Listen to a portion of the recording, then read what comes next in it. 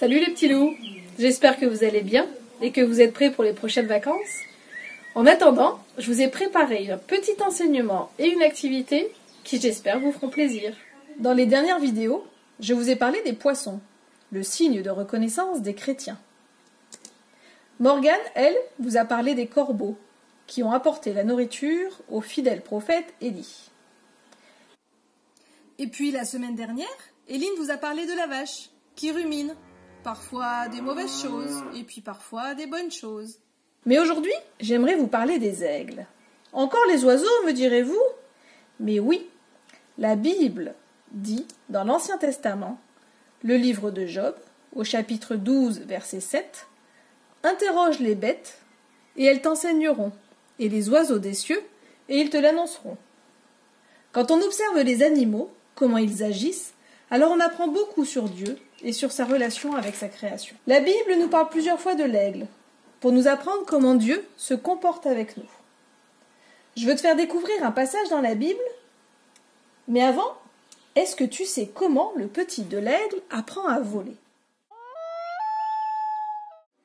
Lorsque l'aigle veut pondre ses œufs, il va sur la branche la plus haute, de l'arbre le plus haut sur la montagne la plus haute, et il y fait son nid.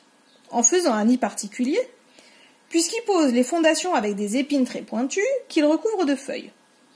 Ensuite, il le rend confortable avec quelques plumes de son propre corps, et il pond les œufs. Plus tard, les œufs écloreront, et les aiglons commenceront à grandir.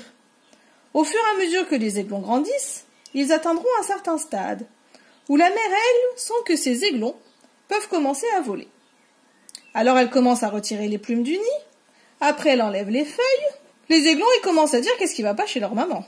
Très bientôt, il ne reste que les épines. Tout le monde sait que ce n'est pas facile de dormir sur un lit d'épines. Les aiglons commencent alors à paniquer. Et en fait, la mère aigle ne s'arrête pas là. Elle commence à les pousser vers le bord du nid, jusqu'à ce qu'ils tombent dans le vide. La mère aigle les regarde et rôdera autour d'eux. Pendant ce temps, les aiglons sont effrayés en regardant vers le haut et crient désespérément au secours. Mais juste avant que l'aiglon ne touche le sol, la mère aigle fondra, piquera, l'attrapera et le ramènera en hauteur.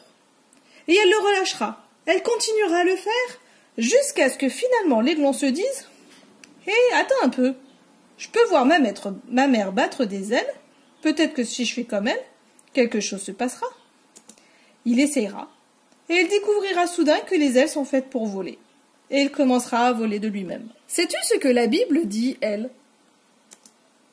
Dans l'Ancien Testament, le livre de Deutéronome, chapitre 32, verset 11, on dit que Dieu est semblable à un aigle qui plane au-dessus de son nid et invite ses petits à s'envoler, ou qui étend ses ailes en dessous d'eux et les retient s'ils tombent.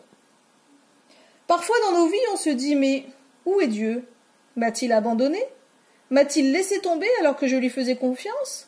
Pourquoi? » Mais Dieu est toujours là, à nos côtés. Parfois, il veut nous apprendre à voler, à vivre dans la foi, et à apprendre ce que nous-mêmes n'imaginerions pas pouvoir faire. Il veut que nous prenions confiance et que nous grandissions malgré nos peurs. Il ne veut pas que nous restions toute notre vie dans le nid à recevoir la nourriture qu'il nous apporte. Mais il veut que nous-mêmes nous allions voler dans les cieux pour aller plus haut, être plus forts et lui ressembler. Alors s'il y a des événements devant toi qui te font peur, aie confiance, Dieu sera là pour te rattraper si tu tombes.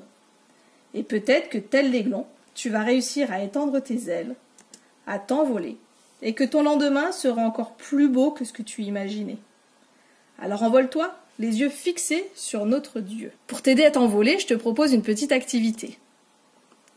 Il y a une vidéo YouTube qui suit derrière pour t'aider à construire ton propre oiseau volant. Alors vas-y, et puis n'hésite pas à lui mettre plein de couleurs et à m'envoyer une photo. Bisous bisous.